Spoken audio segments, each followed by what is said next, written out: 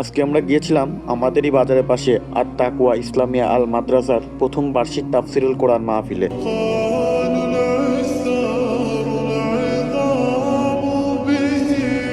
যাবারই সময় অনেক দোকানপাট বসেছে, এটা আমরা দূর থেকেই বুঝতে পারছিলাম।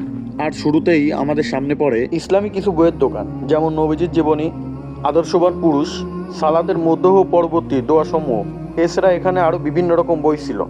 আর এর পাশেই ছিল বড় একটা আতরের দোকান। মাশাল্লাহ, আতরগুলো মানের দিক থেকে খুবই ভালো ছিল। সেখান থেকে একটা আতর নিয়ে আমরা সোজা মাহফিল ময়দানের দিকে চলে যাই। সেখানে গিয়ে দেখি সাতক্ষীরা থেকে আগত শিল্পী রকুনুজ্জামান রাজু ইসলামী সঙ্গীত পরিবেশন করছে। মাশাআল্লাহ, তার মুখ থেকে ইসলামী সঙ্গীতে যেন মধুর সুর ঢেলে দিচ্ছিল, এক কথায় হৃদয় কেড়ে নেওয়ার মতো। এরই পর কোরআন থেকে তাফসির পেশ করবার জন্য মাহফিলের বিশেষ বক্তা মাহফিল ময়দানে চলে আসেন। এরপর তার মুখ থেকে আমরা কোরআন ও হাদিসের কথা শুনতে শুনতে বাসার দিকে রওনা করার চিন্তা করি।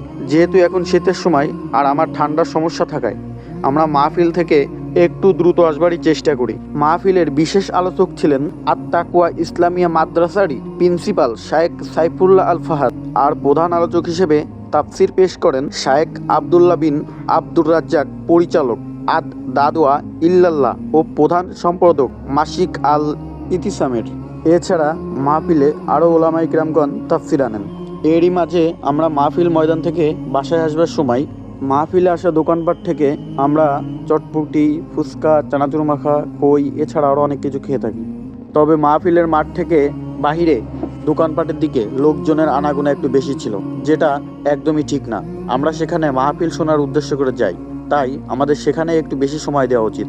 এরই মাঝে আমাদের খাওয়া শেষ হলে আমরা পেয়ারা মাখা ও ছোলা নিয়ে হাঁটতে হাঁটতে বাসার উদ্দেশ্যে রওনা করি। যেহেতু আমাদের পাশেই মাহফিলটা হচ্ছিল, তাই আমরা মাহফিলে পায়ে হেঁটেই যাই আর পায়ে হেঁটেই বাসার দিকে আসি।